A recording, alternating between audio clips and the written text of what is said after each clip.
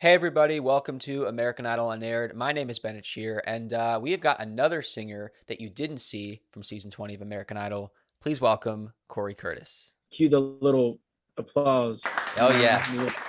I'm How you doing, man? doing great, bro. I am, like I said, been a long day at work, but other than that, living a good life. I've heard a lot about you. Been really excited to get to meet you, and it's gonna be fun. I'm curious, who you said you've heard a lot about me. That's got me wondering. A lot of times it'll be kind of like it's sort of in a list of names, like of performers or people that they met in the audition city. But even the other day, I was talking to Jordan Blue, and he was saying in particular that his friend group that you're a part of. Yes, that Jordan is I'd say he's one of my best friends now, almost like a brother. Me and that guy, we got super close for this thing that we both got offered, this opportunity we both got offered after American Idol. We were friends during the show, but like after that, when we both figured out we was a part of this same opportunity, then like we became even more close. Talked on the phone every day, and then I went to Louisiana.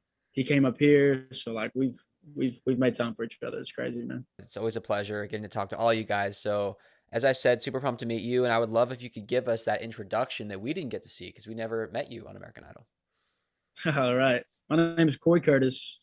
I was 20 on the show, but I'm now 21. I'm from a little town in Northwest Georgia called Somerville, like really rinky-dink small town. You know, I call it the land of little to no opportunity. That's why I'm trying to move out of here because it's not that many people here that are looking to open some doors for me. But I was the cookie guy, right? You know, on the show, they called me the cake decorator because I worked at Great American Cookie as a cake decorator, and a lot of people's stories on Idol, and not shaming on them whatsoever. Obviously, everybody has their issues and stuff and problems that they go through, but Idol, you know, likes to shine a light on some of the tragic stories, you know, as you see on TV. And my story though was more or less like creative. So like I was a bored kid, hence the reason that music came into my life. So I got bored and I was like, I'm gonna learn the drums at 10 years old. And then I was like, all right, well, I learned one. So now I'm gonna learn the piano. I'm 11. And then I was like, all right, well, actually I'm gonna learn the guitar and I'm 12 now. And so like I kept learning instruments, and then me and my brothers even started a little band in our church called the Young Disciples. We thought we were, you know, gonna blow up, but you know, that ended up crashing like 3 years later. Um, and then they all stopped playing music, but I kept going. And then I started singing at 12. You know, a lot of these singers have been singing all their lives. They got videos of them when they were kids, 3 years old, singing on the little karaoke mic. But I've been doing it too long, and I actually had to develop my voice. I really couldn't sing before. That's what's like kind of crazy. So like my growth and my journey is just, it's been crazy, man. And I was the cookie cake decorator, Rubik's cube solving singer on American Idol. That was my thing. A bunch of things that I learned as a kid. That one day when I'm getting interviewed, they're like, "Tell me something random about you." I was like, "I can solve a Rubik's cube in 40 seconds," and they was like, "What?" And I was like, "Yeah, yeah." And then I showed him, and then he believed me. Josh Randall, you actually interviewed him. He was the guy that reached out to me about Idol. They saw my video on Instagram and everything, but I feel like I'm all over the place, bro. I'm all over. No, no, no. Listen, a lot of cool stuff to unpack here. So, first of all, you bring up a good point. Not everybody starts with the karaoke mic when they're 3 years old. That being said, everybody starts somewhere, no matter what age you are. If you've got the passion for music, you go for it, you do it, you get it done. That being said, did you have any influences that you maybe wanted to emulate as a performer? Yes, definitely, and I think a lot of musicians will say the same thing. For me, growing up, Ed Sheeran um, immediately caught my attention. Ever since 18 to Thinking Out Loud to Shape of You, that's been my guy for years. And I'm also a big fan of John Mayer. I grew up on him, and kind of a newer artist, you know, from about 2015 or so. Dean Lewis, he is also a big inspiration of mine. So those are my three names that I circulate around a little bit because you'll hear in my style of music a lot of my influence. And even when I sing sometimes, I almost sound British unintentionally because of my influences. They're all from the UK and from Australia, except for John Mayer, but Dean Lewis and Ed Sheeran, yeah. So When you were doing the Zoom auditions, tell me about some of the songs that you sang, if you remember, in front of the producers, or maybe yeah, working with Josh. could I start by how he found me? Yeah, sure. It's a funny story. Um, so I dated a girl for 2 years, right? And it was great, the happiest 2 years of my life. But that ended pretty drastically when after 2 years she breaks up with me over text, and just a bunch of stuff, man, just hit the fan. It went bad. Like I wrote 12 songs about this girl. 12 songs, bro. And so one of those songs I recorded on the piano, just a little video, little snippet. I put it on Instagram. Instagram was like, "Hey, this video is doing really good. You should sponsor it." And I was like, "Bet." So like I sponsored it, and one day, I think like a week after I sponsored it, I'm in line at the bank, and I look down. I was like, "I'm gonna check my DM requests," you know. And so I did, and it said Josh Randall official 6 days ago, and I was like, oh, who's this official guy? And then I opened it, and it said, "Hey Corey, I think you're a stand-up vocalist." Well, he didn't start with that. He said, "Hey Corey, my name is Josh Randall, casting producer for this that. I think you're a stand-up vocalist, and I was wondering if you wanted to pursue the new season of American Idol." And I was like, "Is this legit?" I was like, "Is this for real?" And everybody's gonna question that a little bit. Clicked on his account, seemed pretty legit. So I was like, "Yeah, man." He was like, "All right, let's get on a call today." So like it was just like that, and I was like, "Thank God I didn't think to check my DM request like a month later." It was only 6 days ago that he had texted me. So I was like, "Bet." So we got on the phone call, scheduled my first Zoom, and yeah. So that's if she never would have broke up with me, I never would have wrote that song, and I never would have posted it on Instagram for him to come across. And so that's a cool little bit about how Josh found me. But the songs that we decided to select for my first Zoom audition was Boston by Augustana, um, an original of mine called Old Friends, and a song called Hurt Somebody by Noah Kahan.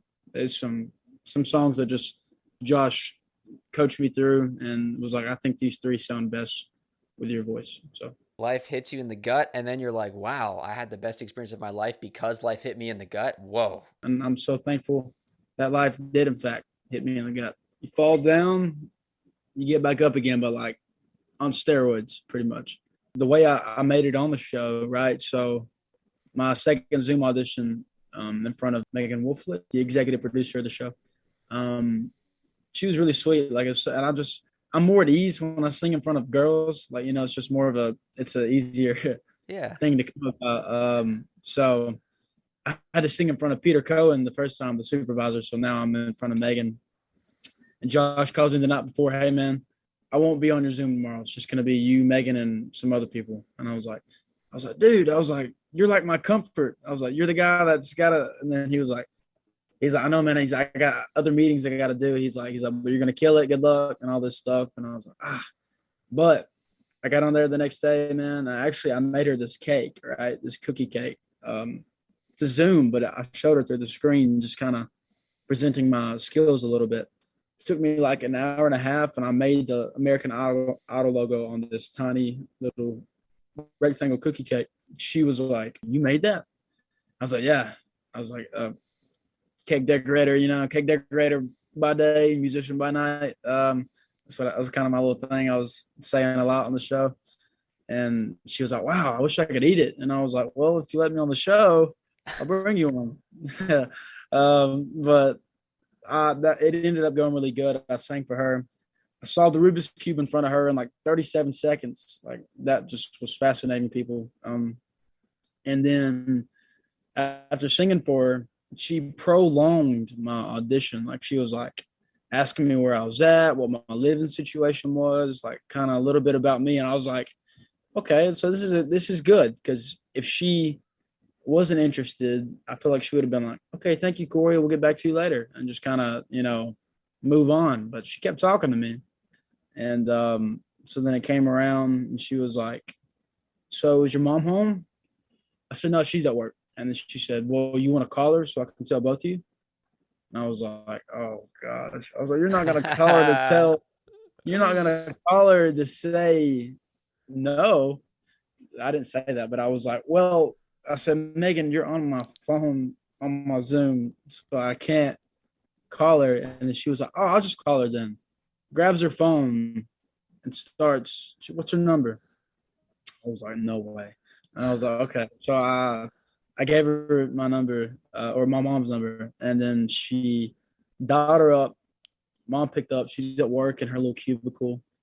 She was like, hello. And then she saw the name on it said Megan, California. And she knew I was performing in front of a Megan from California. So she was like, why is she calling me? Hello.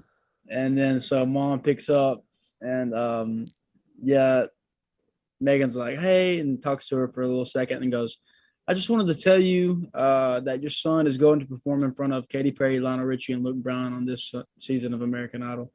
And mom had to be quiet but scream, and then I started crying. The floodgates open, and it was just a magical moment. And then so going from that to actually walking into that room and Luke Bryan looking at me and being like, look at what we got here.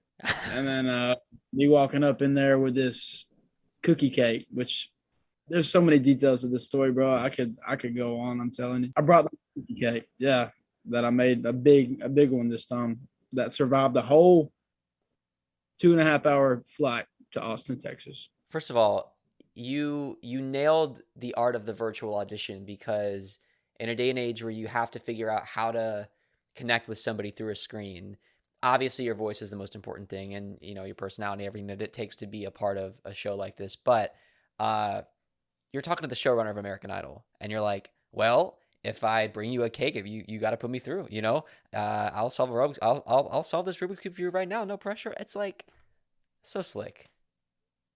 Josh said, "Get comfortable with being uncomfortable." I just straight up told me that, and I was like, "Cool." He's like, "As soon as you get on that Zoom, you start talking and take command, like you're the most confident person in that Zoom room." And I'm like, "Bet."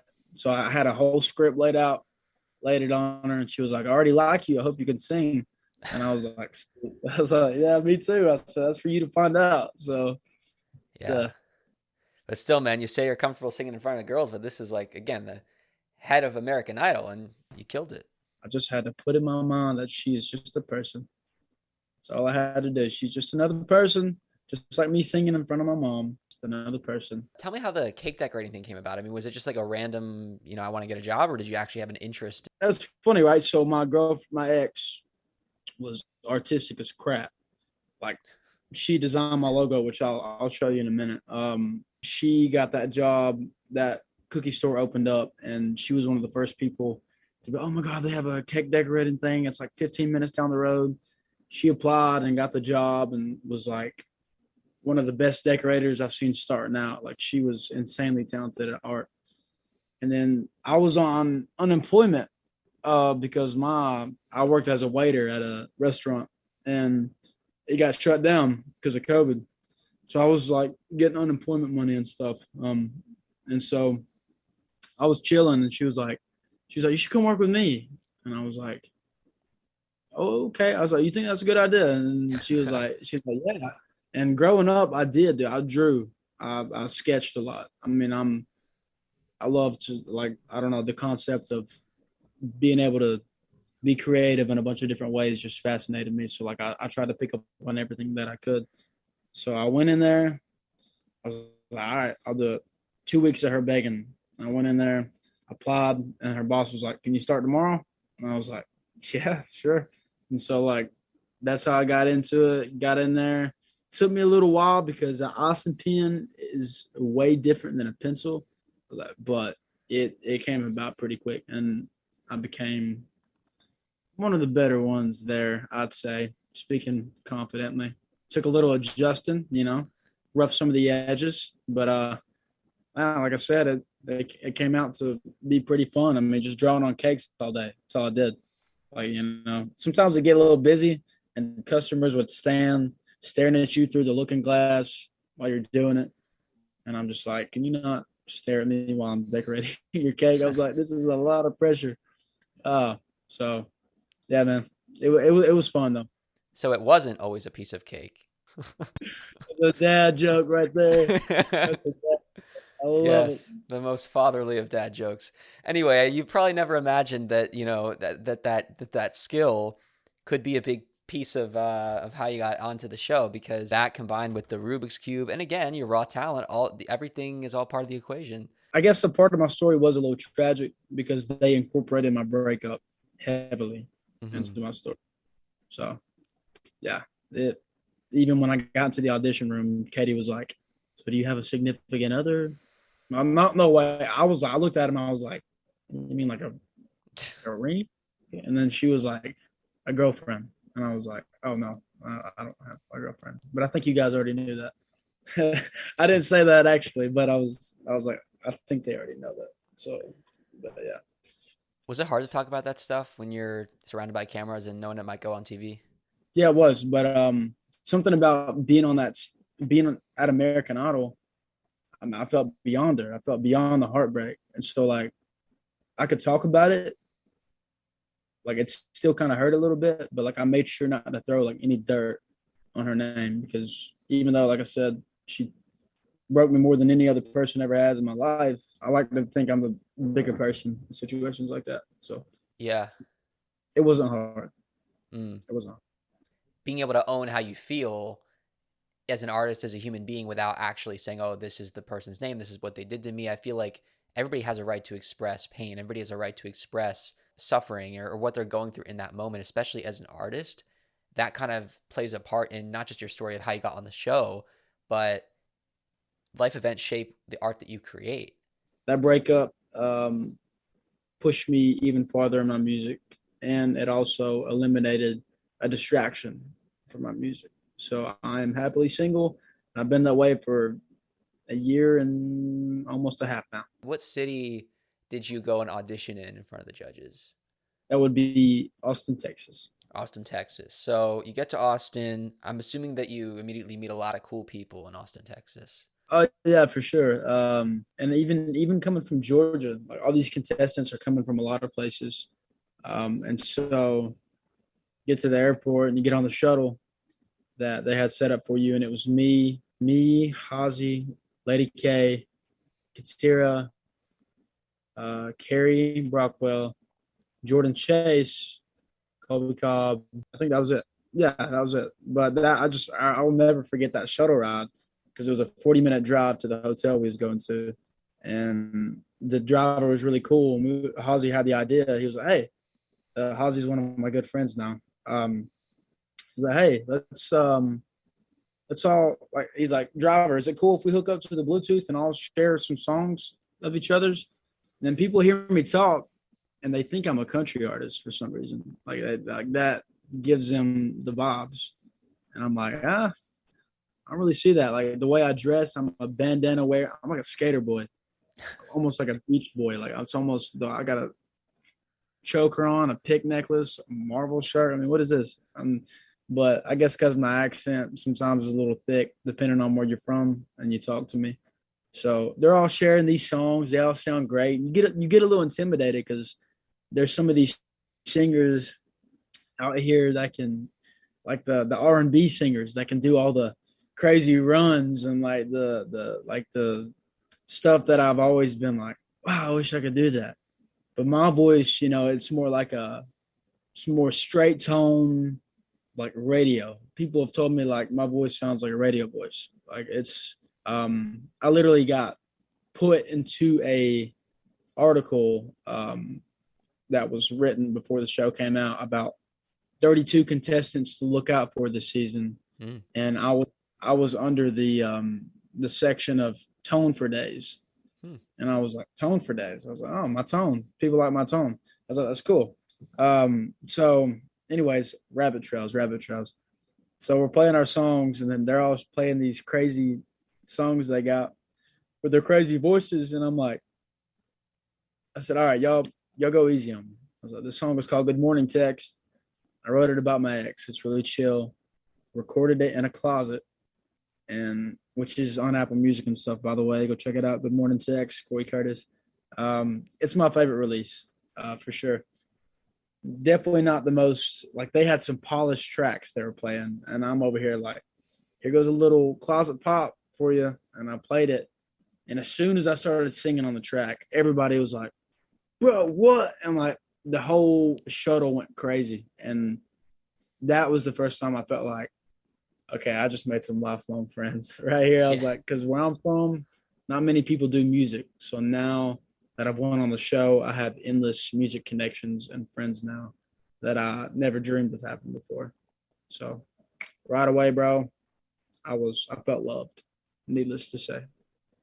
I think what's kind of wild is that over the years, a lot of contestants on Idol come from the South, and obviously there's a lot of people that assume that if you're Southern you do country, which is not the case. But uh, just because somebody comes from the South doesn't mean that there's a lot of people where they come from that do music, as you said. So you can have obviously a lot of successful contestants that are country musicians, but where they come from individually, like the winner of the season, Noah Thompson. I'm sure there's not a lot of people in Louisa, Kentucky, doing what he does, and so he's representing for them just as you're representing for where you come from, because where you are in Georgia, there's not as many people doing what you do.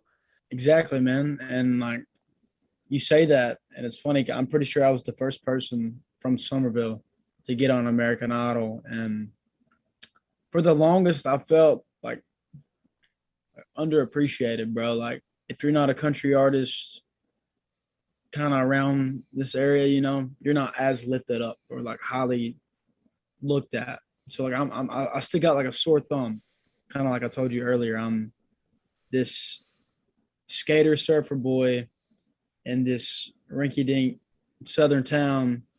And so like often I've hardly got really much of any love. It felt that way. I have my fans, from around here, but majority of like people that I thought were my friends don't even, they never say nothing to me, never like compliment any of my videos or nothing. So for the longest, I was like, dude, can I even sing?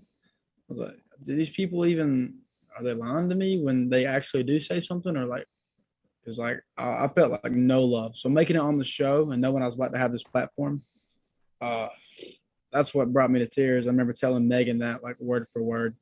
But at the end of the day, I've already been told by so many people since all this news just came out. Kids want me to autograph them at my gigs, my local gigs now, and just a lot of people telling me like, "Bro, you're an inspiration. You're a go getter. You're doing it." And I was like, I just want you to know that. A lot of people have told me stuff like that. So that stuff just means a lot to me. Like, and if I can inspire somebody from this town to grow up and become a singer, then that's all I ever want, dude. Like that's such a cool concept to me. All from one little post I made that my mom took a picture of me standing outside the audition room with a cookie cake in my hand, my guitar strapped on my back, and I was just like, "Hey guys, I auditioned for American Idol this season," and then articles are written about me and crap just went crazy. So it was sick just even seeing that traction start to rise up um, beforehand, and even with people around here being like, "Them not airing you, that's why," and just kind of nobody really saying, "Well, you're not being aired, so obviously you didn't do good." And so like, just little stuff like that could come from something like that, but I really had a lot of support from this town during that time, and it's unreal, dude. I want to hear all the details of what happened when you went in the judges' room, because this is the moment you meet the judges, you sing, you get through. So what happened? All right, so had my cake. Which took me 2 hours to make because it was on a bigger surface. Survived the plane ride. I had to saran wrap it. So I got it all ready. I'm standing outside. And then Patrick is on the walkie talkie and he's got me. He's like, walk up and lay the cake on the panel and then go, okay. So he looked at me. He's like, so you're going to walk in there, lay the cake on the panel, and then go stand on the logo. I said, just walk up to the judge panel. And he was like, yeah. And I was like, okay. I was like, here we go. And then Ryan, he said something. He's like, what's this? He's like, what's in this? I was like, a cookie cake. And he was like, really? And I was like, yeah. I said, I meant to put your name on it. I was like, because I put all their names on it in the American Idol font. And I was like, but I said I ran out of room. I said I didn't think about it till like a couple hours later. He said, "You're all good, man." He was like, "I gotta see this though." And then he went to like this little box off to the side where you can go in and you can like watch the live feed of the audition room. So I walk in. I have my nerves settled down, but they just hit. The judges, they just seem so much bigger in person. The table seems a lot closer to you than you realize, from on TV. And so I walk up and Luke, like I said, was like, well, look at what we got here. And I walk in there and I was like, what's up, guys? I was like, and I came and I was like, I brought you a little, token of appreciation. I said, similar to my music, I like to share what my passion with others, and cake decorating is one of those. And so, like, I laid it down and they opened it up. And then when I walk in, Katie, she rolls back in her chair and she's like looking at me with this like dazed look, right? And I was like, so I sat the cake down and I was like, there you go. And I walked over and I stood on the logo. They looked at it and you made this? I was like, yeah. I was like, wow. Sure. It's like, it's kind of, I was like, yeah, it got a little banged up on the airplane ride. I was like, but it survived. They were like, where'd you bring this from? And then I went into like my introduction and everything. And I told them about, kind of how I got there, a little bit about myself just from the get go. And then that's when Katie was like, so the girlfriend thing. And then I was like, well, I recently went through a breakup. And she was like, you went through a breakup? And I was like, yeah, I wrote like 12 songs about her. And she was like, wow. She was like, that's a mouthful. And I said, well, 2 years, the first girl I ever loved, she gave me a lot to write about. And she was like, that was good. And I was like, okay. So she said, well, who broke up with who? So she broke up with me. And then I'll never forget it. Katie said, she broke up with you? I said, yeah. She said, I don't really see how. You look like a mixture of Heath Ledger and Frank Sinatra. And I was like, oh my God. I said, I've never heard that one before. I was like, but thank you. I love it. And so like that was cool. I was like, wow, those are two good looking guys. I appreciate that. And so that was like her little flirty moment she had with me, as she does with some of the male contestants. I've seen her do a lot. And obviously she was looking ravishing, more beautiful than ever. Katy Perry, Lionel Richie with his classic brown jacket. He wears it a lot. And then Luke was just over there with his white teeth looking at me. And I was like, this is surreal. I was like, wow. And so they jumped right into it. They was like, Katie was like, so are you going to sing one of those originals for us today? I was like, actually, I had a cover planned. But, it's either or. And then Lionel was like, he's like, maybe just start with the cover. And then Katie was like, let him decide. Like, she sat back in her chair, and I was like, I think I'll do the cover. And she was like, okay. And so I sang a Dean Lewis song, right? So I know you love it, but it's over me. You know Be that all song? right. Yeah, be all right. I sang that one, dude, and like they talked me down for what, like 5-6 minutes. Really just kind of, obviously they cut it, make it seem a little shorter on TV, but they talked to you for a while. And so talked me down, nerves went down. As soon as they was like, all right, take it away. Back to just, I fell into this pit. I blacked out. Like it was just wild. And I hate that feeling, man, when nerves come up in you, because they make you sound like you don't know what you're doing sometimes. Mm-hmm. The shortness of breath, the butterflies, you're just like, like it affects your singing. It really does. So when people look at me and say, I'm nervous, and then they bust out, I'm like, bro, you're not nervous. You are not nervous, bro. I was like, I don't know what you're talking about. But so I sing the song and can't even lie, it's pitchy. Like, and I remember thinking, like, halfway through it, I was like, oh god, I blew this. I blew it. I was like, I blew this right here. But there'd be a couple times on big notes, my voice would it'd come out, and I'd see Luke, like, I look over at Katie and like kind of like give her a little. I mean, being observant of what they was doing. But it was just all like uncontrolled. Like, and I was so nervous I forgot to grab my pick, so I'm playing with my.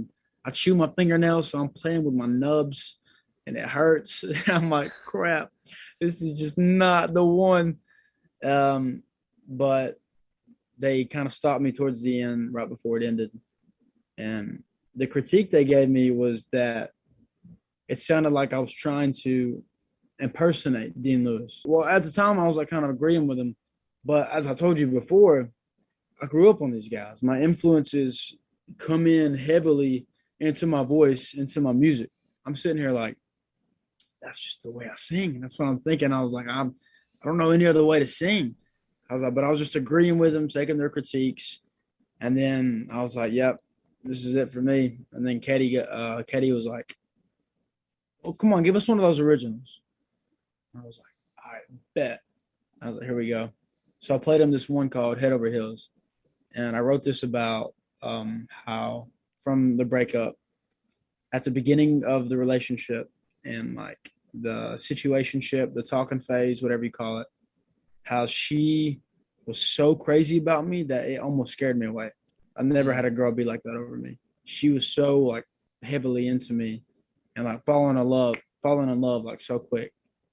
To where at the end of the relationship, I had fallen madly in love and she no longer felt that way. So it swapped. And so like the ending of the chorus says, just when I thought this was for real, I'm left the only one head over heels. So that's the ending of the chorus. So I sang in that one, which conveyed a lot better. I had eased up from the first one. And it's normally a piano song, and I regret not being like, yo, can I hop on that beautiful white grand over there and just like, but like in the moment, I was just like, yeah, this song's called Head Over Heels. And I went into it like just kind of out of nerves still a little bit. But I do know how to play it on guitar. It sounds more emotional and, impactful on piano. Um, and so I played it, came about um, towards the end. I was still nervous, but my notes were a lot more on key. And then by the time I got done, it wasn't no like standing O or like, oh, wow. Because like obviously I was still trying to break through this barrier of nerves that was really making me mad. But like I wasn't displaying that, but it really was. And so they was like, okay. They was like, it's like good song. And Katie was like, I wish you would have conveyed it a little better. You seem a little stiff. It's funny because a lot of people compliment me on how emotional I sing. Because like, bro, I believe what you're saying. I believe when you sing the faces. I'm a stank face kind of guy, dude. I Yeah. make the nastiest looking faces you've ever seen while I'm singing. I mean, I get into it, especially with an original song, because obviously it hits home with me. And then Luke said, um, it sounded like I was still trying to find my voice. And I brought up the fact that I was just really nervous. And I'm sure they get that a lot. And there's like, yeah, we understand. And then Lionel said, he's like, on that head over heels moment, he's like, my Lionel will be like, on that head over heels moment, I wanted a little more punch, like kind of the way he talks. He's just like, I wanted a little more, like Katie said, conveyed the message a little better. And I was like, right. I was like, I can definitely bring that. I promise. I said, this is just the breaking of the ice, the audition. Not to mention, I was the sixth person to go the whole season. I was number six to go because Austin was their first city they went to, and I was number six, like on day one. So like they were fresh, hadn't seen a bunch of people, so I was kind of glad for that. But so it came down to voting. Katie said, "All right." She slid back on the chair. She said, "Are we gonna make this kid's day? Are we gonna break his heart? Kind of like referencing the breakup, right? Yeah. And I was like, okay. And so Luke said, I think it's got some rough edges. He's like, I think there's some serious potential here. I don't know. He's like, I think if we give this kid the chance to bring it Hollywood Week and he does, I think we might have somebody like, somebody on our hands. The tables have turned for me. It's going to be a yes. And I was like, oh, all right. Now I was like, okay. Thank you. Thank you, Luke. I was like, fellow Georgia boys, me and you, my guy. And then Katie was like, okay, Lionel. And then Lionel was like, I agree with Luke. He was like, I think there's some stardom here, like the look. He seems like a great guy, and he's just, I don't think he can. If he really brings it Hollywood Week, I think we made the right choice. So it's going to be a yes from me. Kind of, and I was like, that's 2 out of 3, and I was like, That's all you need. ticket, right? And so it wasn't one of those you're going to Hollywood when they all three say it. Katie really didn't even really say yes or no. She was just like, she was like, well, there you have it. She's like, that's your answer. She's like, go get your ticket. You're going to Hollywood. And like, I literally have a picture from my auditions, or the moment that I got the call to go get my ticket.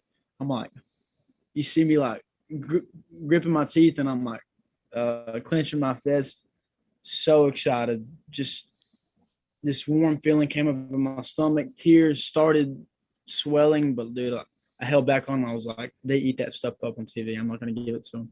So like I held back, but I got my ticket and I came out of the audition room. All my contestant friends waiting down by the pool for their turn. I come out and I'm just like not speaking English, and I'm just holding it over the rail. And everybody at the pool is like, Corey, and like, because at this point I've already made so many more friends than just on the shuttle.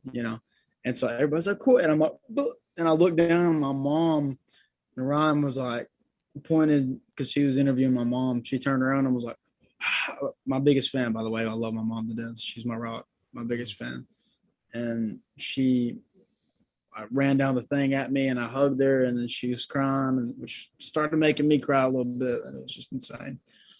Actually insane, dude. Isn't it awesome that in such a short amount of time you had all those people cheering your name, even just the other contestants cheering you on as you got that ticket? Yeah, the best feeling having like a support system like that.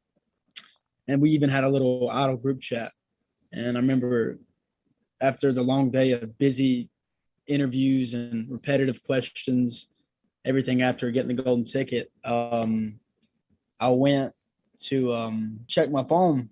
I had a minute. I sat down on these stairs, kind of away from everybody. I was like, man, I just need a second to just chill. It's been a long day. Looking at the group chat, and then they had put, oh my God, guys, Corey got the ticket. And then like, oh my God, oh my God. Everybody was like freaking out and sending Yeah. all these like messages, and like every time that would happen with people, they would usually do that. But I remember seeing mine and everybody being like, go Corey, oh my, and then like just in this group chat. It made me so stoked. And then not to mention, so my first time seeing everybody all day, it's nighttime at this point. I walked down to the pool where a bunch of people have already auditioned at this point. There's a bunch of golden tickets over there. And obviously some people didn't get it. And I come walking down there, and like literally in this little group that I walked down into, they was like, hey, there he is. They all started clapping. I was like, Wow. no. I was like, yo. I was like, hold up. Um, I said, look, hey. I was like, there are other golden tickets around here too. I was like, not just mine. I was like, but thank you guys. Love you guys. So like it was sick. It was really sick. Yeah, and just knowing that there was more to come. Like I'm going to Hollywood. I was like, this ain't the end for me. And stacked on top of that, yeah, all my friends cheering for me like that. I was like, I was on top of the world, dude. It was insane. Tell me about some more of the people that you got close with, whether it's in Hollywood Week or even more people that you met in Austin. Because I know I heard about the shuttle bus, but I'm very curious about the other connections that you made. Oh yeah, bro. So it's funny, right? I'm in Austin. I met a guy named Robbie Clark, first guy I met off the shuttle. And he, me and him clicked right away because I said, "Who's your biggest inspirations?" He said, "Ed Sheeran, John Mayer," and I was like, "Bro, shut Shut up!" I was up. like, "Shut your mouth, bro." Me too. Yeah. Um, like so sick. So me and him clicked right away. I sang a little bit of one of my originals for him. He was like, "Killer voice, man." He's like, "I love your voice." His voice also very similar to that style. I can hear how he likes that kind of music.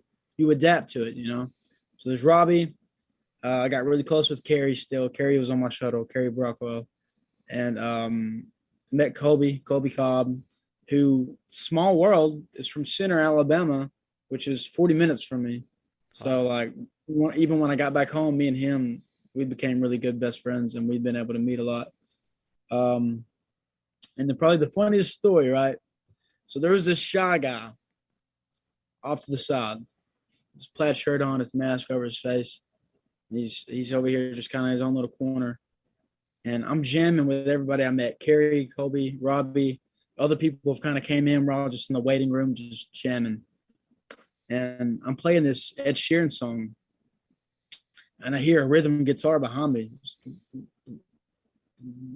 like jamming with me. Like I'm like, so like I'm playing my guitar, and I turn around, and that shot, he's behind me. He's like looking at me, and he's got like this smile. He's like smiling on his face, and he's like going in, and I was like, so me and him just we went through this whole song, right? We're kind of really just this jam session. It wasn't even the Ed Sheeran song yet, but went through this whole little song. His guitar skills are insane, and I was like, got done. I was like, what's up, bro? I said, come join the circle. What's your name? My name is Fritz Hager, and I was Oh, like, snap. this guy. And I love telling that story because of obviously like how successful he got with the show, and just knowing that he started off as this guy that wasn't really talking to anybody, and he was kind of shy and secluded. To me, just hearing him plucking behind me, and then he was like, he talks like we're like, "Oh, what's up, dude? My name's Fritz Hager." Like he's like really soft with his voice, like Yeah. he's really kind of spoken. And so like me and him clicked right away because he obviously very similar as well. That James Arthur kind of Ed Sheeran top, like indie kind of vibe, like that we were very much relating on that scale. And then I'll never forget that was really my friend group during auditions was Carrie, Colby, Robbie, and Fritz. Uh, so that we all like we there's like a picture of us like doing the forehead shot like in the camera. Like I got so many like little memories and everything. And one of my favorite bits that I did with Fritz is we played "Sing" by Ed Sheeran, which is like the "Need you, darling, come on, set the tone." You know, Yeah. yeah, right. Oh, like that little song. And so we were doing that. There's the part where it's like, "This love is a blaze, the sauce flame from the side of the stage, and the fire brigade comes in a couple," and like goes in like Yeah. that. And like we was like bop bop bop bop bop, and we're like it did like this pause. I looked at Fritz, and like nobody else knew this part around us. But then I started going, "This love is a blaze, the sauce flame," and then Fritz started harmonizing above it, being like, Uh, "This love is a blaze, the flame from the side of the stage, and the fire brigade comes in a couple like that." And then we were just like going in, looking at each other like ah. And it was, oh, dude, one of my favorite moments because I remember everybody was like, okay, ooh, okay. And then we was just jamming, dude, and it was so sick, unforgettable. And never would I have known one of my best friends like that would go on to get top five. So it's kind of insane. That was my friend group, though, what I just explained to you. But obviously the others were great, but I'll explain later. I mean, as you go on with the questions, uh, the closer me and Fritz got, like it was insane. well, getting to Hollywood Week, so many more people arrived. Did you kind of stick with that core group, or did you add more people? Did you see new people? Really, my same people. See, Carrie got a golden ticket, Fritz, me, and that was it from that original friend group. Robbie and Kobe didn't get one, which obviously doesn't take away from their talent, extremely talented dudes, and like glad to call them friends. And honestly, they deserved it. They really did. Hmm. But when we got to Hollywood Week and I still had my group with me, that's when Jordan Blue started getting a little closer with me because we had the same layover at the same Denver airport. And he texted in the group chat. I was like, "Hey, is anybody here?" And I was like, "I'm here." And that's when we first like met up and like had like lunch at this little restaurant before our flight took off. And rode the whole 2 hours with each other, just talking to Hollywood, to LA. And yeah, that's when I got really close with Jordan. And then Cameron Whitcomb, that son of a gun, that crazy son of a gun. Which I try to do an impression of him, right? I do it to my friends and they crack up. So like he'll be like, he came out of the audition room and he was just like, ah, oh man, I gotta get it done. He said, I don't even know if they really like me, man. I went in there and I did my thing and I think they just let me through because they thought I was funny. I just think that's what they did. And he's like talking to me like, he's like, I did a backflip when I got done. And I said, "You did a backflip in boots, bro?" And he was like, "Yeah, I do a backflip." And then like he was just talking to me about that stuff. And I was like, bro. He's actually the guy I sat beside on the bus ride to the hotel from the LA airport. And then me and him got to talking a lot. So who hung out a lot Hollywood Week? Hazy, he's insanely talented. He got the ticket too, and I met him on the shuttle, but we got close Hollywood Week. There was nights where it would be like Hazy, me, Jordan Blue, and Cameron Whitcomb, like kind of hanging out, in like the hotel room, going to get Chick-fil-A across the hotel or whatever we was doing, just kind of chilling out. And then me and Fritz were in the same genre round line. We both chose indie folk genre. Actually, my one little snippet I got was from Genre Round. There's a snippet from, it was the line with Fritz and Leah. They played her "Say you're skater boy, said see you later boy." That song that she sang. And Fritz sang "Unsteady." Those two they aired full on TV. And they had snippets of other people from that line. And I had my 6 seconds of TV time, and I was like, there I am singing. And then everybody was blowing me up on my phone. I just saw you. And Yeah. it was sick. But after every round that me and Fritz would get through together, we just had like this legendary bro hug, like almost every time.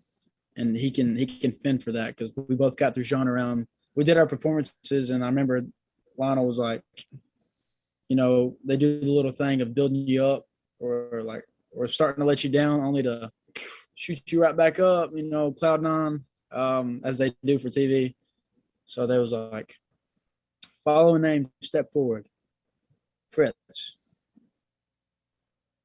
Elliot. And you did an interview with Elliot. Elliot was in my line too. Leah. Tony. I'm holding my breath because they are calling all the people that killed it.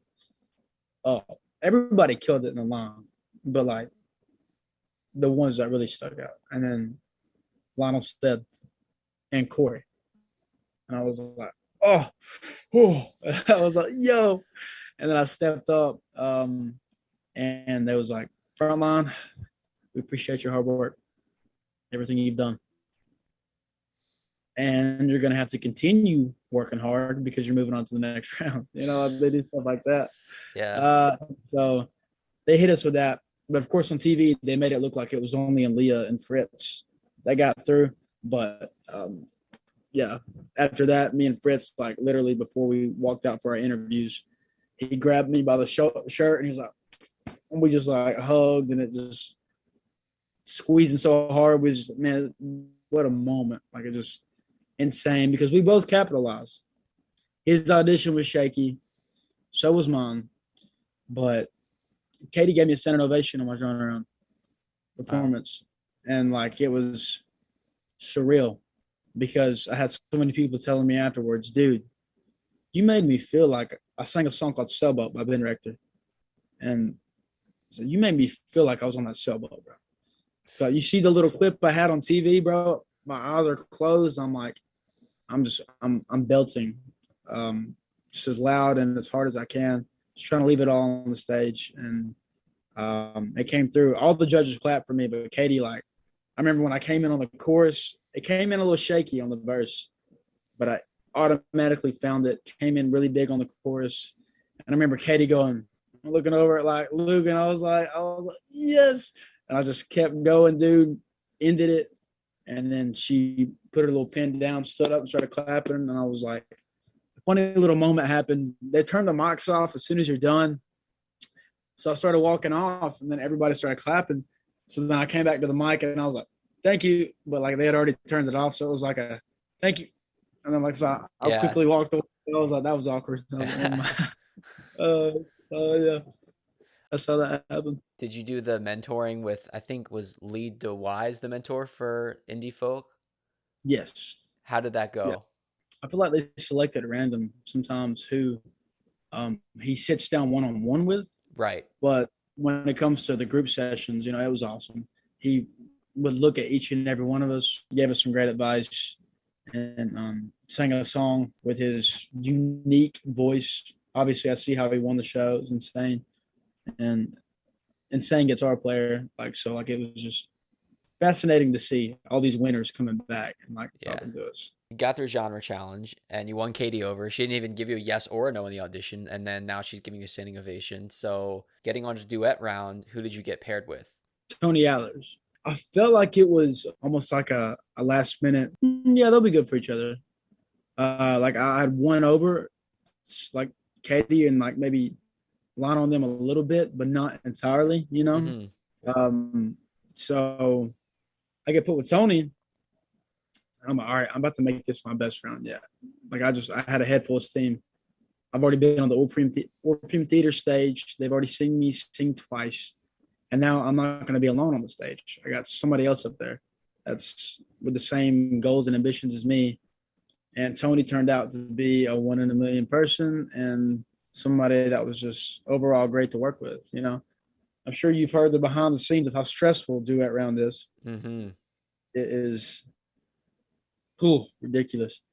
Getting paired at like 10, 11 o'clock at night, then having to go make it, going to bed at like 2 or 3 sometimes, and getting up at 5. It's crazy, dude. So me and Tony, yeah, we get there and we go through our list, and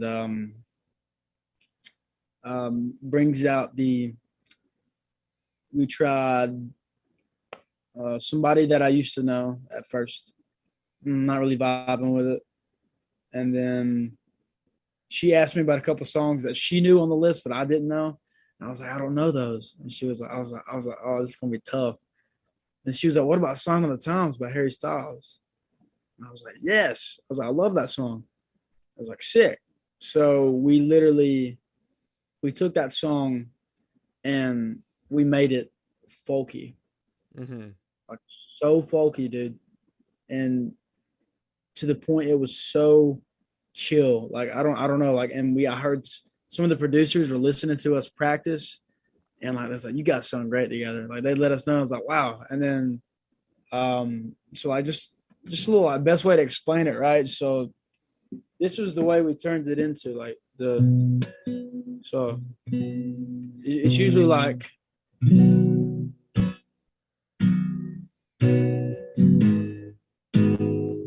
on the piano though, you know. That's kind of reminds me of Be All Right a little bit, just like the tempo. Up from the ground, you're sad. Yeah, the little, yeah, and it's similar, right? So that's the way it is. But me and her went.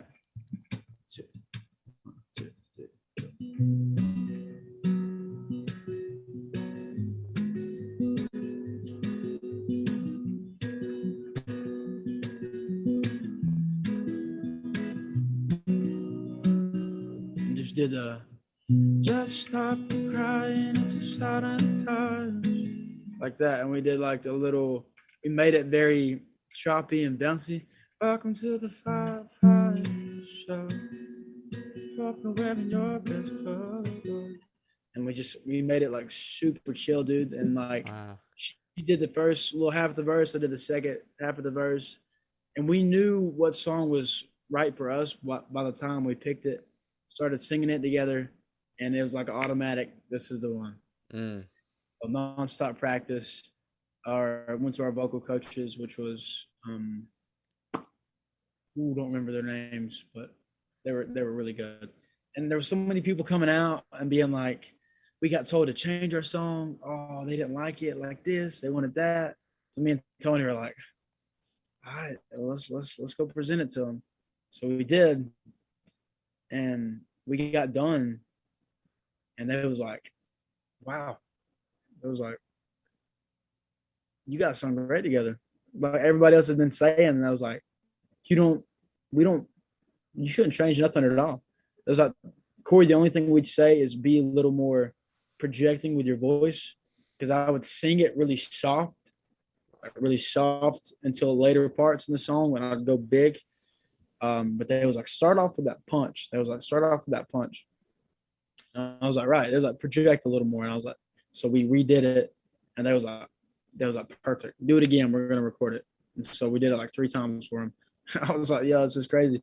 And so we got through with that. And so to the extent of the next day, I almost thought we were guaranteed to air for duets. Mm.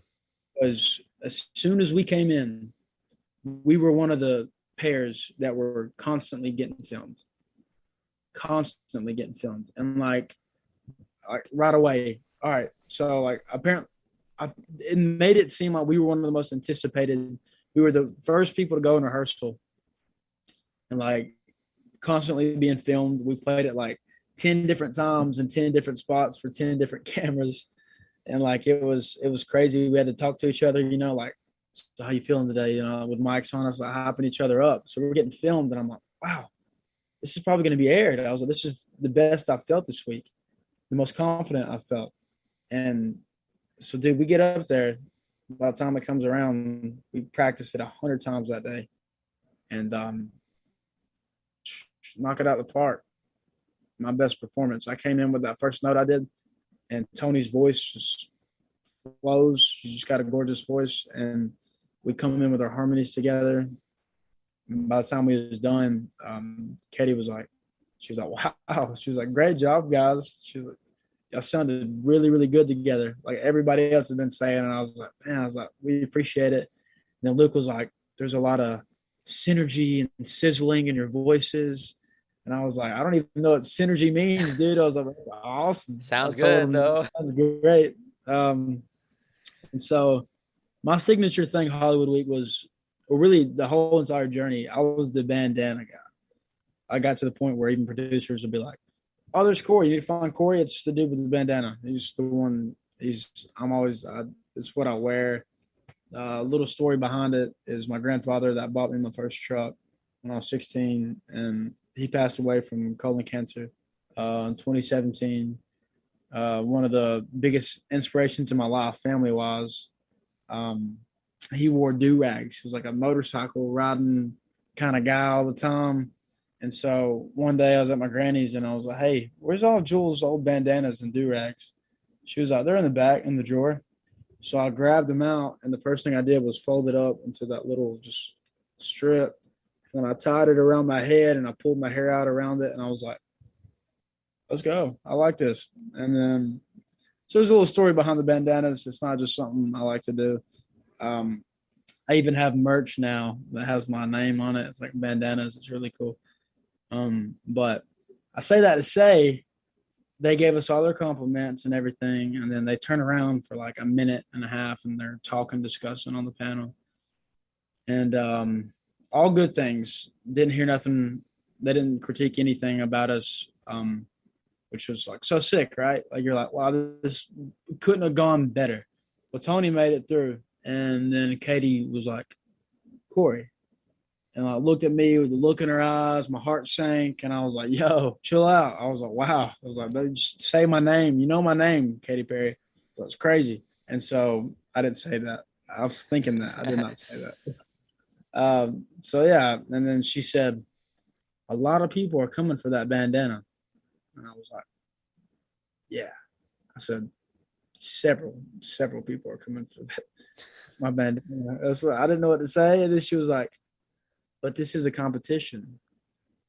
numbers have to be cut down. And I was like, gosh. I was like, here we go. And she was like, but that's if you did something wrong. You didn't do anything wrong. And I was like, oh. She said, that's why we're going to see you in our showstopper round. And I was like, okay. All right, dude, Wow. here we go.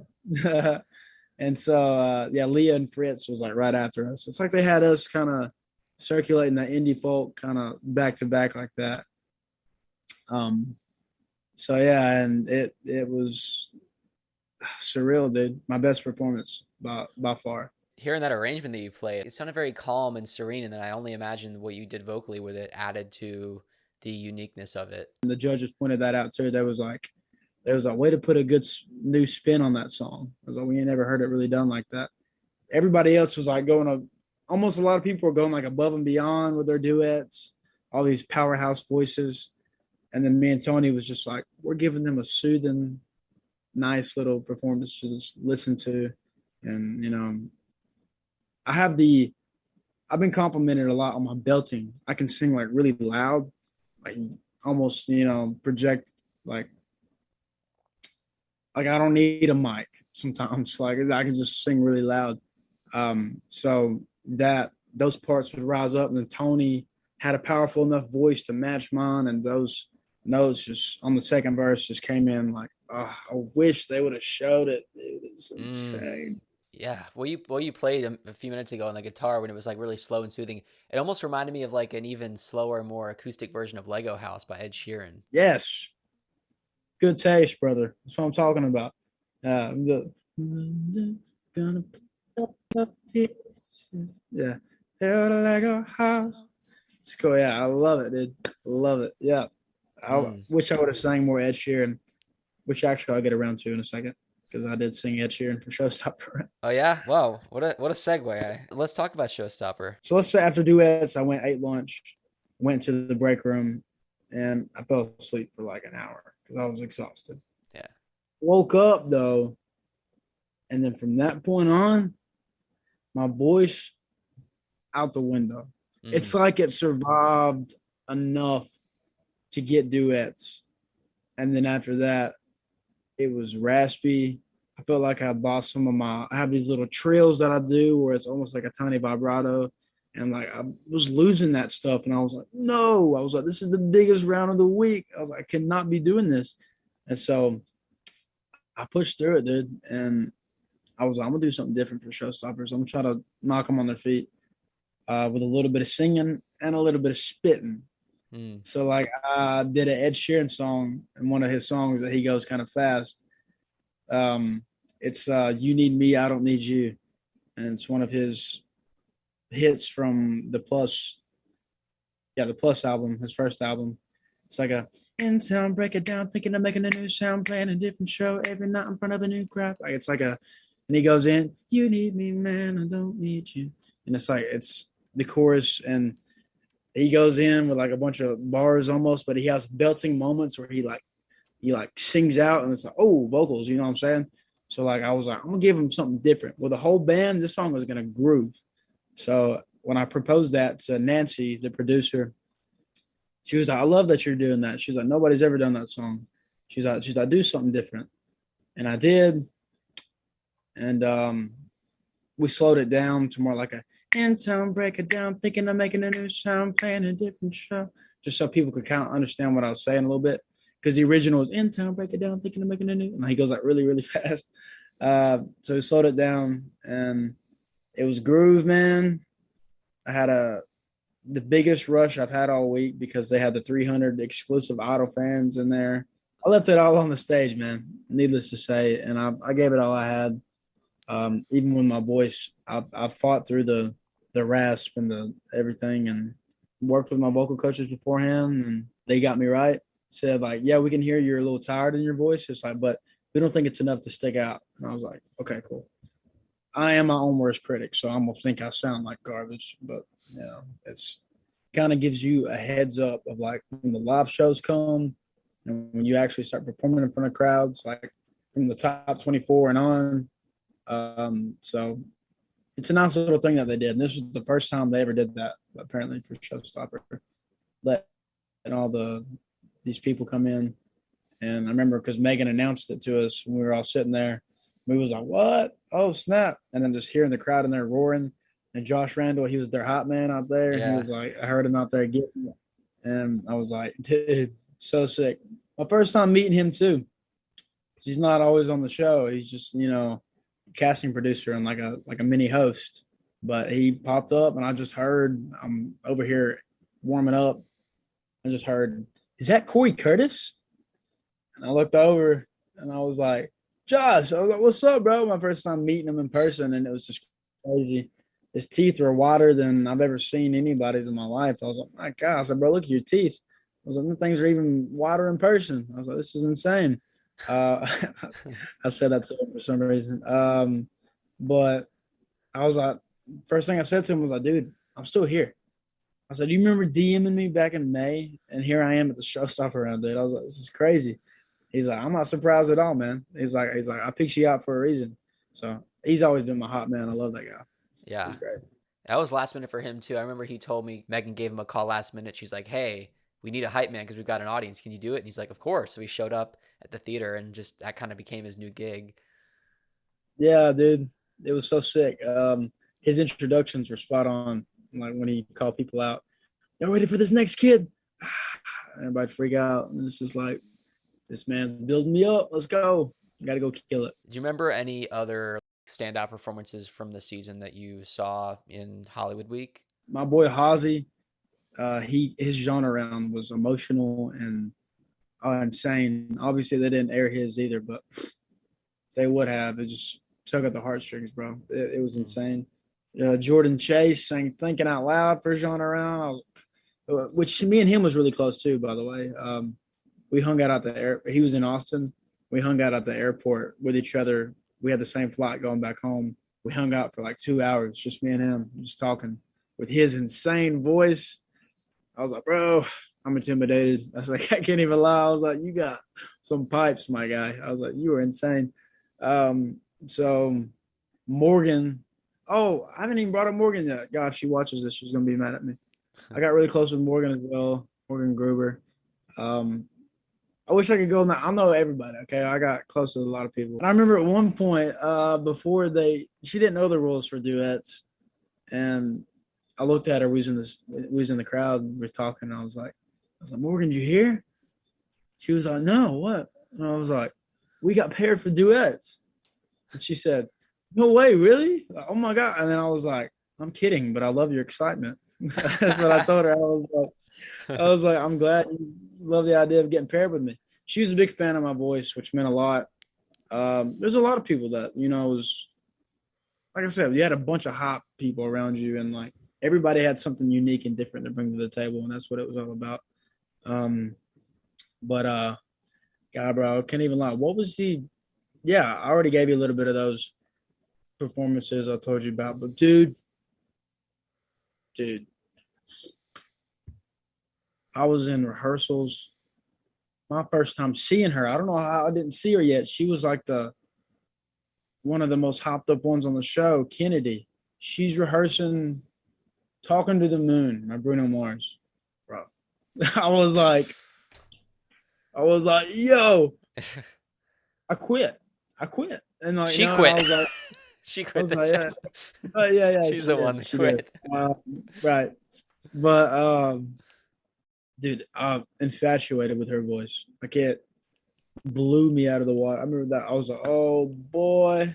I'm not gonna name my favorite female voices because I had a few. Because I don't want to single out people, but she's definitely one of them. I think a lot of people can agree with that. Yeah. Shock. And I'm going to the bathroom right after this. It's been probably about 15 minutes after I was going to do that. I'm going to the bathroom downstairs, and she's sitting in a chair at the interview, waiting for the interview. She's sitting in the chair outside the interview room, waiting for the interview, which is by the bathroom. And I saw her. I was like, oh, snap. I was like, oh. Why do they have the interview thing by the bathroom, though? That's kind of awkward. I know. Yeah, I know. Because I was like, I got to go to the bathroom like right afterwards. She was just like, I just walked up to her. I was like, yo. She looks up and she was like, oh, hey. She's like, I haven't seen you yet. And I was like, shows how much of an impact I've made. I was like, but no, I'm kidding. I'm kidding. Um, but I hadn't seen her yet either, so like it didn't really shock me, right? And so, well, I did see her when all three of them sang "Don't Stop Believing," all the platinum tickets. I remember seeing that, but nothing else before that. And I said, you are spectacular. I told her something. I was like, your voice is phenomenal. I said, I've never in my life, it was crazy. And then she was like, she's like, oh my God, thank you so much. I was like, she's like, what's your name? And we introduced each other. And I was like, well, you should, I was like, you should follow me on Instagram. I was like, before you went on the show, I was like, you should follow me. I was like, you should follow me on Instagram. She did. She said she liked my earring. That was cool. I was like, yeah, thanks. I was like, quarter life crisis. My ex made me do it. Heartbreak and stuff.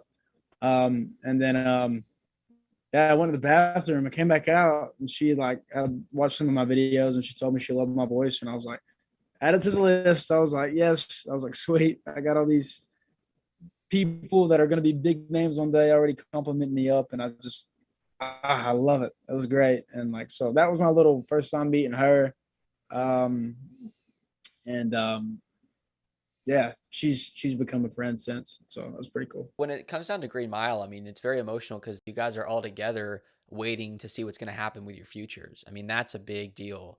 And you have all that time. It's this small group. It's not like the auditions where you're sitting with people that you're meeting for the first time.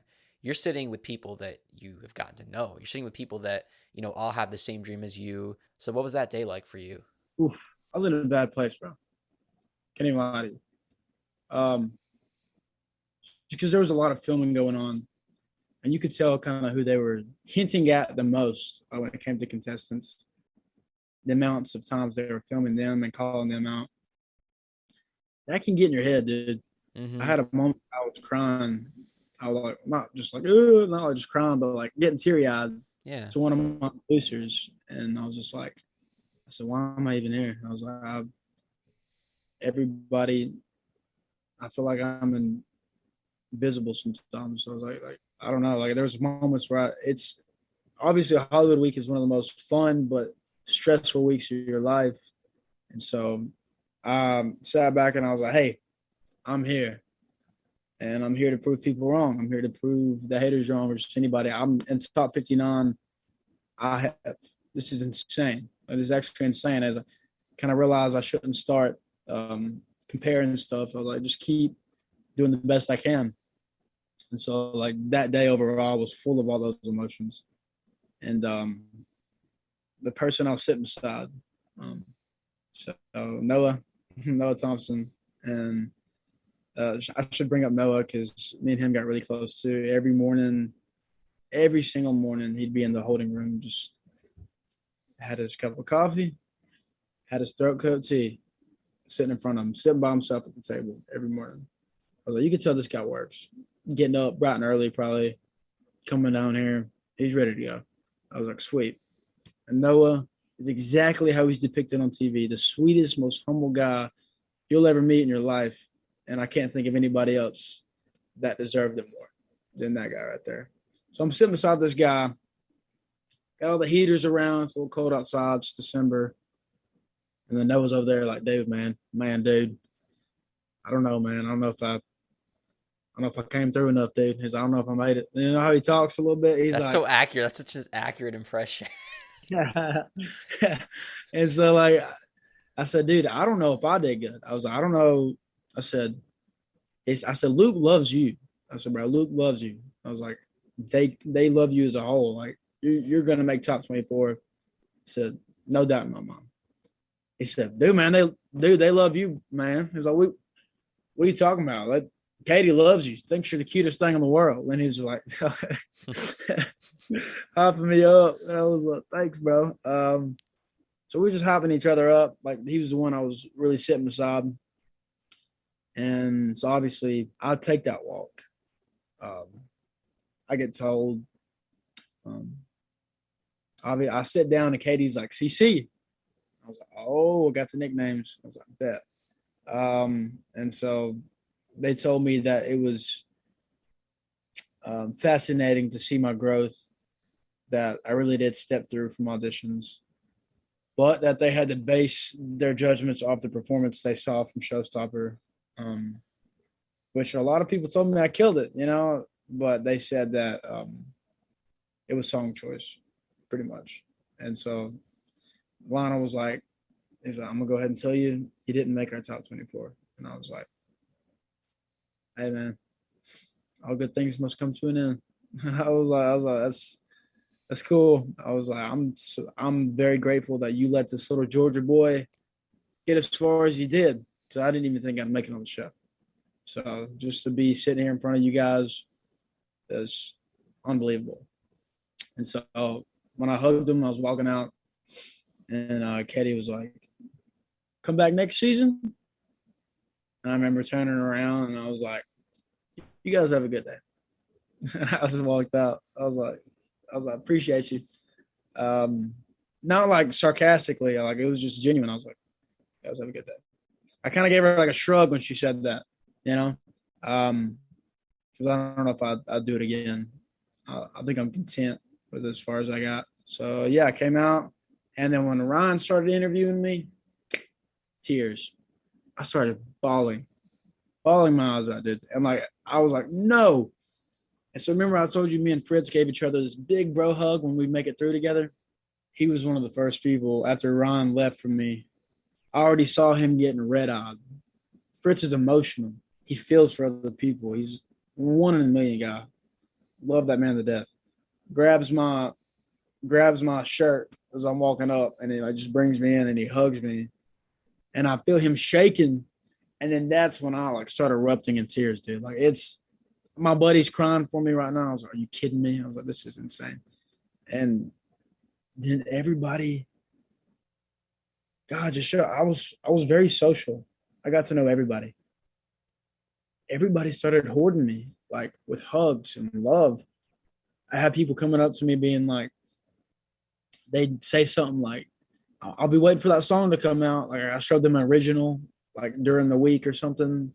I'll be waiting for Old Friends to come out. I'll be waiting for Her Car to come out. Just a couple of song titles I've written, and like they're like, I'm like, golly, dude, I'm crying. Everybody's coming up to me. I got really close with Emerson too. Like there's a bunch of us. Dakota Hayden, Maurice, those are all my boys, all my friends. I can't go into detail. I really can't. But they were all coming up to me, and it was wild, bro. It was just the best feeling, the most tragic feeling of being cut. But it was just seeing all these people having to go. Like this is over. My journey here is done. It's all she wrote. That's all there is to it. So like, and that hug with Fritz just hit different because it was more like a farewell, my friend, rather than on to the next. You know what I'm Mm. saying? It's a bittersweet emotional arc for you, I think, because I think back to we were talking about your audition and how amazing it felt to have all these people cheering for you with that golden ticket, and you just got sent home.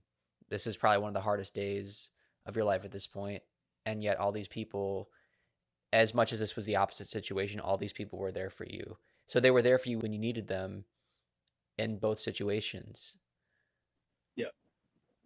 And the fascinating thing is now that the three cities are together and the friends I've made from the other cities, my OG friends that were still there from Austin, we were pretty Austin strong, dude. There was a lot of Austin contestants that were hanging in there like throughout the competition. And that's what we kept saying, Austin strong to all our Yeah. Austin people. Yeah, just making all those connections with the other cities and just 1 in a million people. I didn't meet one bad person I can't think of. I loved it. I miss it. I'd redo it if I could. This interview probably more than anything is really making me see that no matter if anybody gets aired or they hadn't aired at all, this is all stuff that you wouldn't see regardless. Like who these people are, the aired contestants, the unaired contestants, what you guys experience behind the scenes when the cameras aren't rolling. That's something that regardless of your status, if you're on TV or not, if you don't get any screen time, we don't get to experience at home because we just see the show, we see what they put together, and it's really, I mean, the hours that they film, it's really just a montage they cut down to such a short amount of airtime, but then they don't even show all the moments that you guys have with each other, the bonding, the friendships that are formed, the relationships, that's a real story right there that we don't get to experience.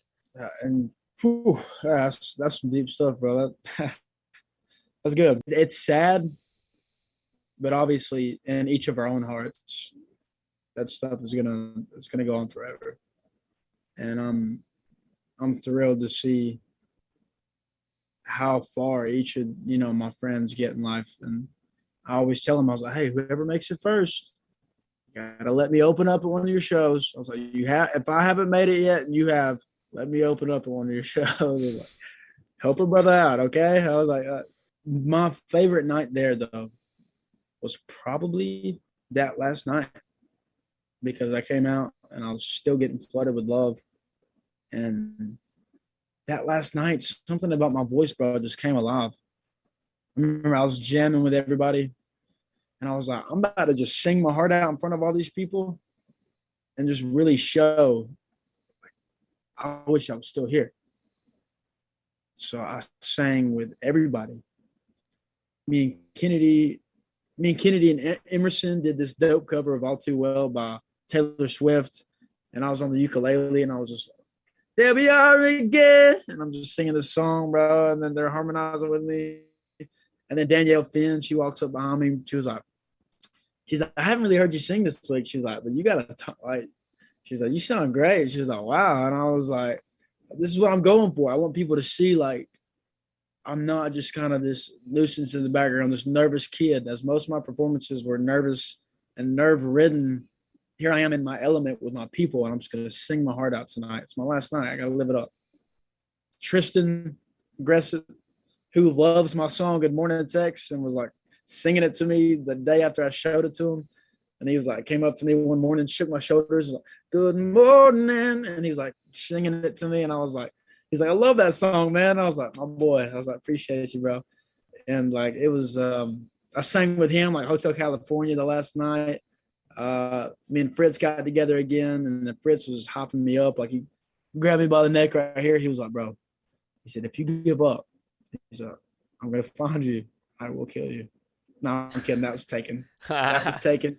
Liam Reference. Neeson. Yeah, he didn't say that, but he was like, bro, you better not give up. Like, pretty much threatening me. He's like, you got it. He's like, you got it, bro. And like, just Fritz would have his dad moments like that. And like, I'd be like, bro, you the man. And like, Jordan Blue, bro, he would give me some similar advice. He's just a goofy, all around great guy. And so, like, we had our moments of singing together. Some nights to be me, Fritz, Jordan, Cameron. Cameron's crazy too. All right, I can go on forever. But the last night was phenomenal, dude. I gave it my all. And the night ended with me, Allegra, Jacob Moran, Hunter Girl, Dan, Marshall, and Fritz. All of us were just in his room. Fritz was like, hey, everybody come to my room. Like, let's just hang out last night. And we was all just exchanging. There was one part where me and Hunter Girl were just exchanging originals back and forth to everybody. And I remember Jacob said something. He's like, you're amazing, man. I was like, thank you, bro. I was like, this is what I need. I was like, I need my people. I was like, thank you. And like, so it made me feel on top of the world. That last night, I made sure to leave an impact if I hadn't already left one. And cherish some memories that will go on for a lifetime, brother. It's that party after graduation. It's that if you're a Hollywood actor and it's that series wrap party, or it's that after party after you just had the screening of your movie and you were with these people for all this time and it's the end and you're sad, but you also look back at everything that you did and it's a celebration. And it's like, it's emotional because you're not going to see these people as much as you did before. But if it's like a movie, it's like, what a great movie it was, you know? Yeah, bro. And you hit it right on the head.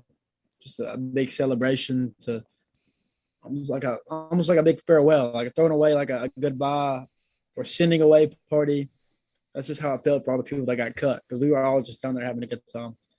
Some people took it a little hard. I know some people that went to their rooms and crashed, and just kind of didn't take it like the best, and I get that, but I just I was all about it, bro. I had to live it up to that last night because it's just my last chance to be in my element with my people.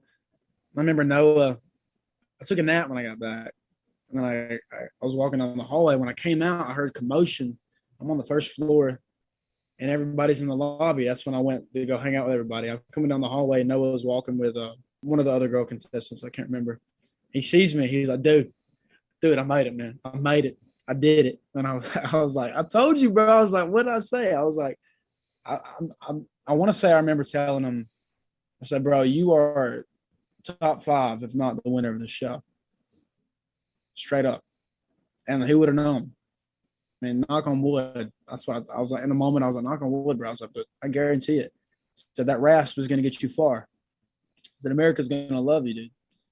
And then, so like me and him, we were really cool to each other. Like, now he's definitely took off now. And I couldn't be more happy for him. But it's just cool to see all them before they started taking off like this. Like, wow, I knew them. They were, or I still know them. I just can never talk to them anymore because they're like famous. So I don't know if I got anything else to wrap that up with. You could wrap it up with a song if you'd like. If you want to play something or Yeah, bro. Let's try a little bit of that song I did for Jonah around. okay.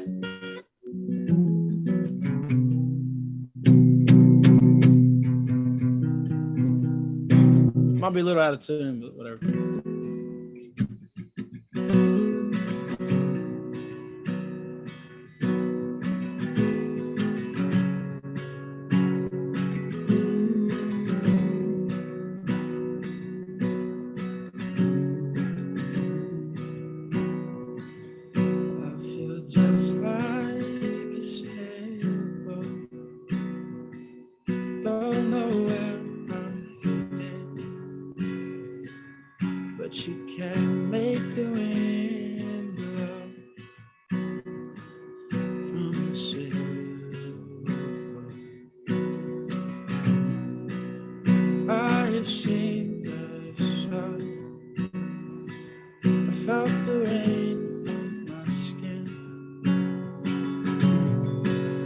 I've been lost and found.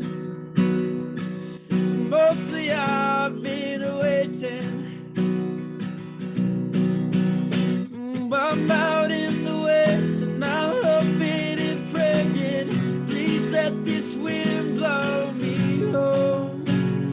Night after night there's an empty horizon. My God, do I feel so alone. Oh, I'm out in the west and I'm hoping and praying.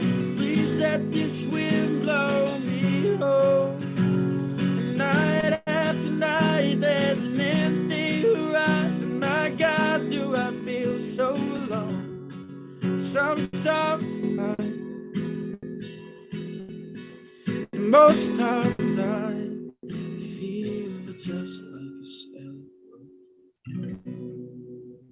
sailboat. Wow. I sure know why you captured the attention of everybody in that room that day. Genre challenge. That was beautiful. Appreciate it, bro. Actually, I like the verses on that, but like you might have thought differently. But the big part, I feel like I could have done a little better. I personally, and I'm an honest dude, I thought it was powerful and beautiful. Thank you, man. I appreciate that, bro. It sounded better than I thought it would. I'll tell you that. It's just weird because like when you practice for something like American Idol, you perfect like everything before you do it, bro. Like I practiced that song 100 times, 100 plus times before I played it, and I haven't played it since around the time of American Idol. So that was my first time playing it in a long time. So it's kind of wild, dude. Kind of wild. Yeah. I appreciate that though, bro. It means a lot to me. No, I'm honored that I got to hear you sing because it's always like that buildup of hearing somebody talk about their experience and then like, what do they sound like? Yeah, dog. Before you leave, here's that headshot. Yeah, it's Fritz, Carrie, me, Colby, Rachel. Her audition actually aired. She was exceptional. And then like I ain't gonna go through all these, but like just the golden ticket picture. the ticket's a little bright. You definitely can't see it. And then like here's me and Fritz, Hollywood Week, in front of the sun. I mean, we just built it up, bro, and it was sick. Me and Morgan, after we both got cut on Green Mile, and then Emerson, Morgan, Tristan, and Riley, we all took some pictures together and just made some memories. Just a little more evidence. Like I tell people I'm on Idol because Yeah. I know you already know I was on there, but like I had to show people like pictures and stuff. And they're like, "Oh, he really was," and I'm like, Yeah. "Serious? Like I was really on American Idol. It's crazy." I just thought I'd share a few of those tidbits. It's always nice to reminisce a little bit too. So I appreciate your time and I've enjoyed every minute, and I'm just so grateful that you took the time to really dive into the experience and, talk about yourself, open up about who you are, and really allow us to get to know you. I appreciate you, bro. Thanks for inviting me on here, and thank you for what you're doing. Appreciate it more than you know. Thank you. Means the world. Want to give you a chance to plug the socials where they can stream the music, anything that your fans can go to check you out online. Yeah, so Instagram, TikTok, and Facebook are all Corey Curtis Music, but that's COR3YCURTIS Music. So I put the three, just like a signature thing of mine. Very It's cool. kind of what I do, right? So that's the logo that the X made for me, but we've already talked about it. It's kind of like mine now. And so, yeah, so that's Corey Curtis Music, Facebook, Instagram, TikTok. And then you can find me on Apple Music and Spotify at Corey Curtis, but it's COR3Y Curtis. And so I just like the way the three looks. It just looks cool to me. People ask, what does it mean? I'm like, just looks cool. Makes me different. So that's what I'm going for. Yeah. Yeah. Definitely check out Good Morning Text if you're gonna listen to anything first. You go check it out for me, bro. Let me know what you think about it. It's the most heartfelt song I've ever wrote in my life. Yeah, I'll hop right on that as soon as we finish off here. And guys, if you enjoy this conversation, make sure that you hit that subscribe button if you have not already on Apple Podcasts or Spotify or wherever you may be listening. You can also watch these interviews on YouTube. Just type in American Idol Unaired, hit the subscribe button on my channel, Bennett Shear. You can follow us on Instagram or TikTok at Idol Unaired Podcast. And guys, whether you have been listening or watching, thank you so much. And Corey, thank you for being a part of American Idol Unaired. Thank you, my man, for doing what you do. It's been a blessing, brother.